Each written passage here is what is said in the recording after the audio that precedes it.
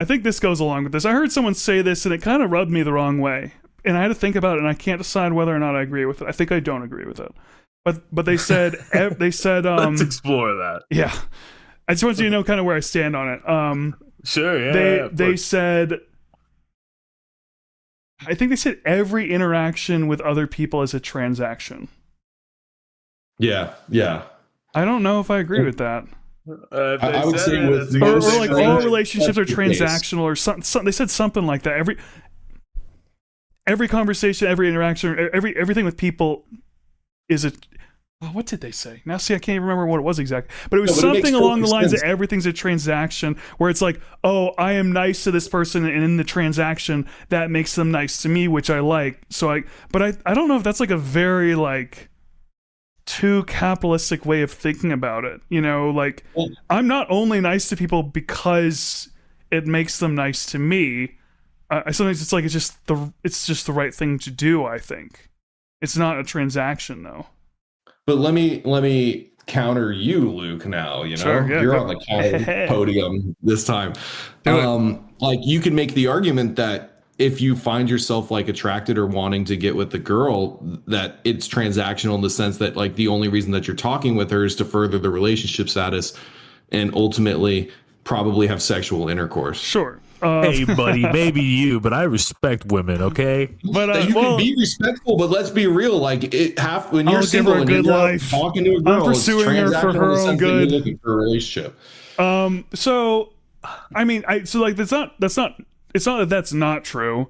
Because there is truth to that, where it's like, oh, I find this person to be a suitable mate, and I'll pursue them in order to, benefit myself with a better life with this partner.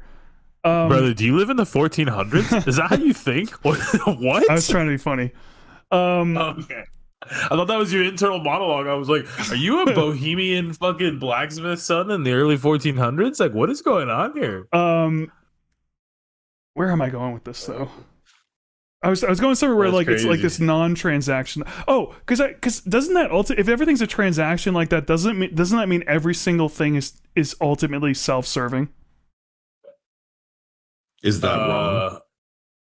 It depends. Doesn't feel right. I don't know that it's necessarily wrong. Necessarily negative, and by being self-serving doesn't mean that it comes at somebody else. I feel like at scale, if everyone is only self-serving, that everything collapses and everyone becomes selfish and things fall apart. And that's like kind of the human thing, where it's like there needs to be something greater than just like serving yourself.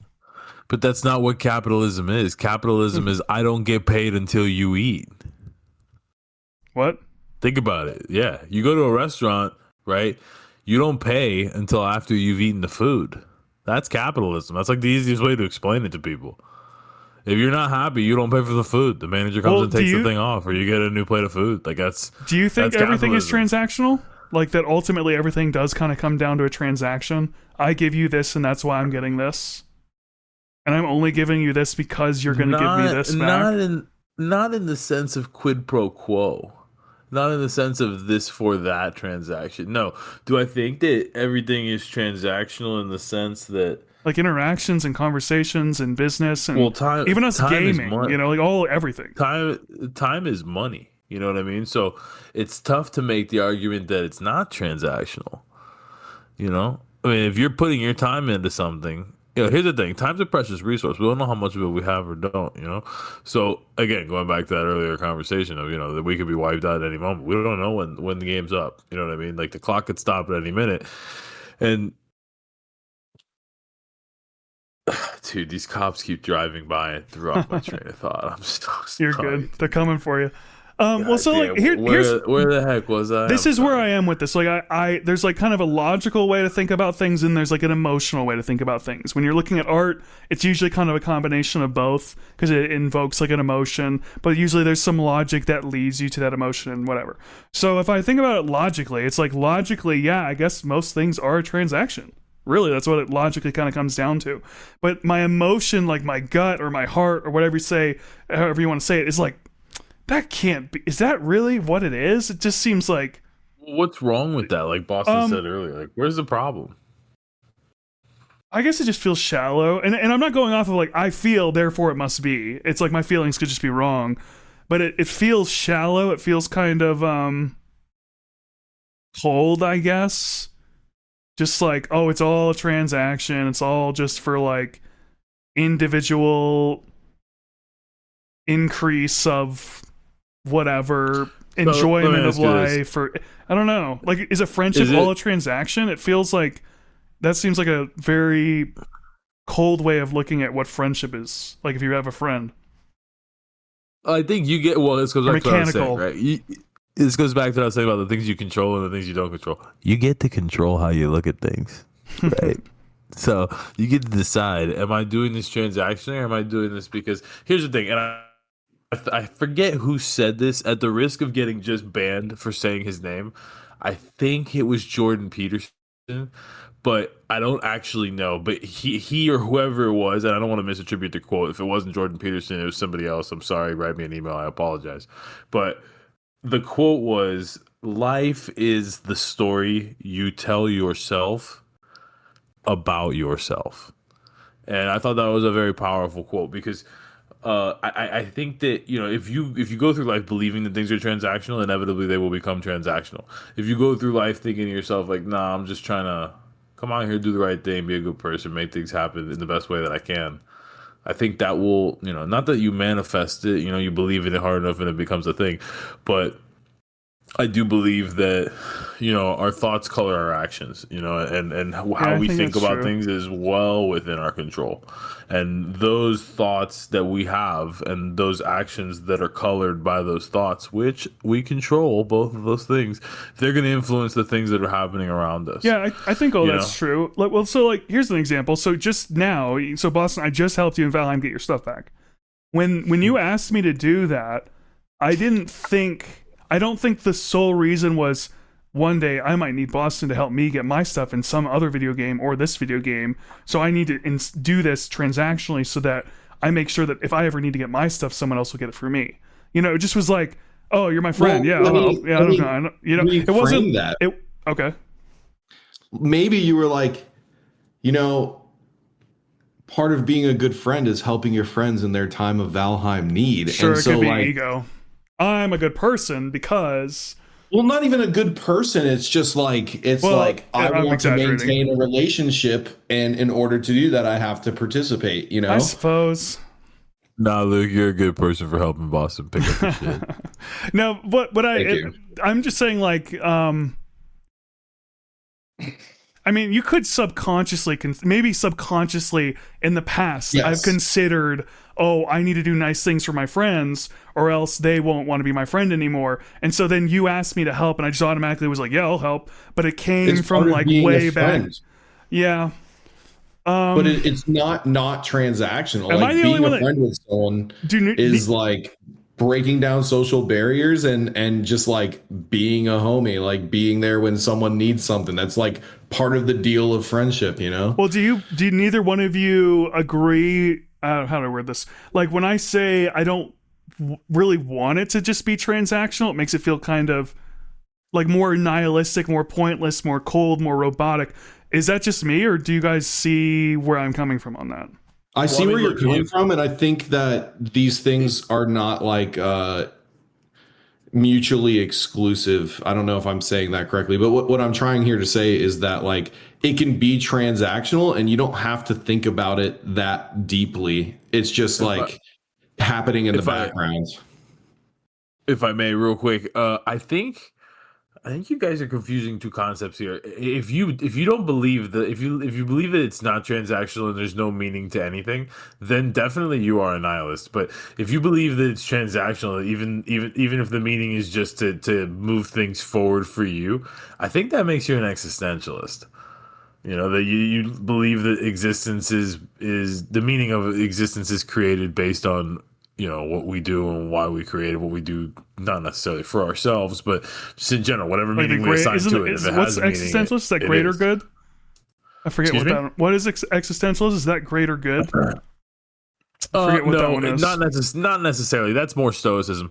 If I can kind of break it down, I would say that nihilism is like nothing has Right, an nihilism. inherent meaning. I get. Yeah. Existentialism is that meaning doesn't exist automatically. We create it. Whether that creation is I transactional. probably am more on that boat, actually.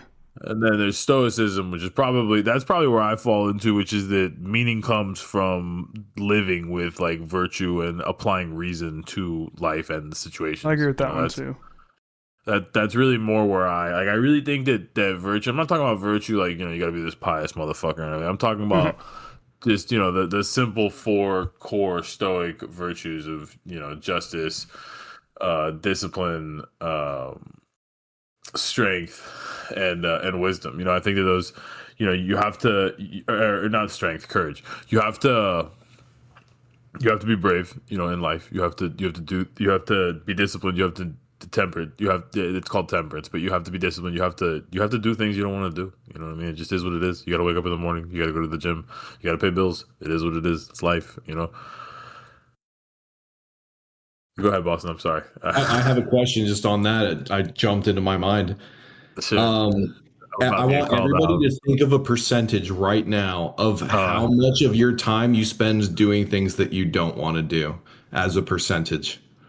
How much of your time do you spend doing things that you personally want to do versus how much of your time is spent doing things that you don't want to do? It's probably and let's just pretend sleep is out of the equation. It's a need. Like you can say you don't want to go to sleep, so you spend another 35% sleep, just no sleep. I'd say it's probably 80-20 for me. Like truly, it's like honestly, like it's probably 80-20. 80% of my time is spent doing things that I don't necessarily want to do. I mean, in the sense that I don't want to do them in that moment just because I don't want to do them. You know what I mean? Like, there's larger things that I want to get done, and those things are steps along the path. So I don't really have a choice if I want to get the larger thing done.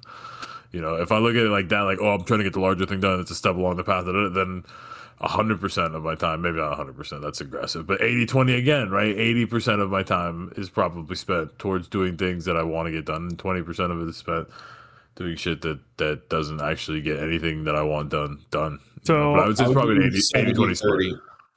I think okay.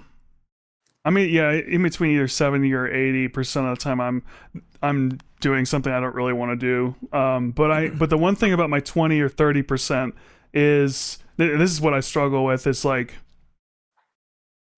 maybe half of that, so like 15% of that, I'm doing something that I want myself to want to do, but I'm just antsy and like I just like kind of like I was talking about reading, like sitting down and reading, and it's like I kind of want to do this, but I just don't want to. And then it's like if I'm doom scrolling, it's like I kind of want to do this, but I really don't want to. I wish I wasn't doing this. I don't really enjoy this.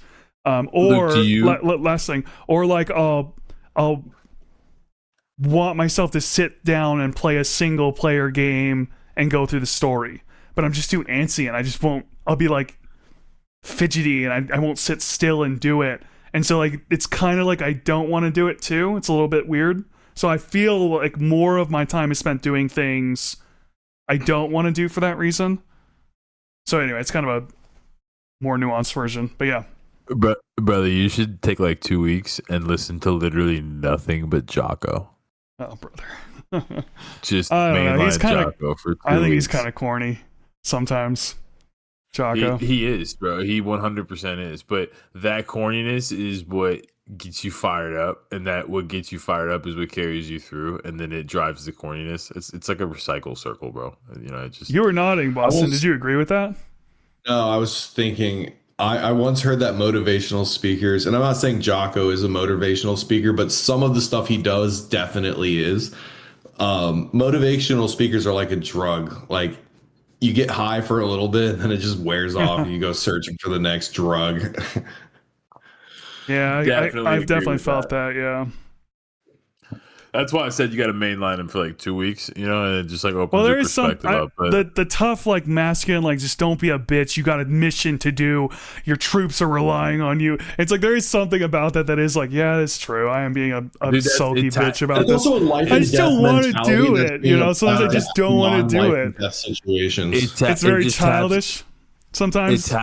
It taps into our primordial like survival genetics, bro, legit, of just like there are people depending on me. And like honestly, that's not for nothing. That pushes me in ways that I cannot fucking describe to you. Like there's a lot I've complained to both of you guys about owning my own business and the whole night, whatever, but the thing that really like gives me meaning is that there are people that I'm working with that we're depending on each other. You know what I mean? Like we're building things, but we depend on one another. Last minute warning, by the way. No. Last minute warning. We got 1 minute left. Oh shit! Hell yeah. Let me shut the fuck up then, so that I don't like. You're take good. us over Oh, I time. just wanted to let you know we're gonna cut off in 50 seconds. No, yeah. The problem is I like the sound of my voice too much. So. Well, I think that wraps it up. That was that was one of the more deeper episodes, I would say. So, does anyone want to say anything else before we cut it off? Bro, I hit my cardio today. You guys hitting your cardio? I did not hit cardio today. But I did cook. I did cook at home today. Did not, but I sat outside on the front porch in the sun for 40 minutes, which was super nice. That's like a super Florida thing. I fucking love that. Cooking Charging is also up. dope, dude.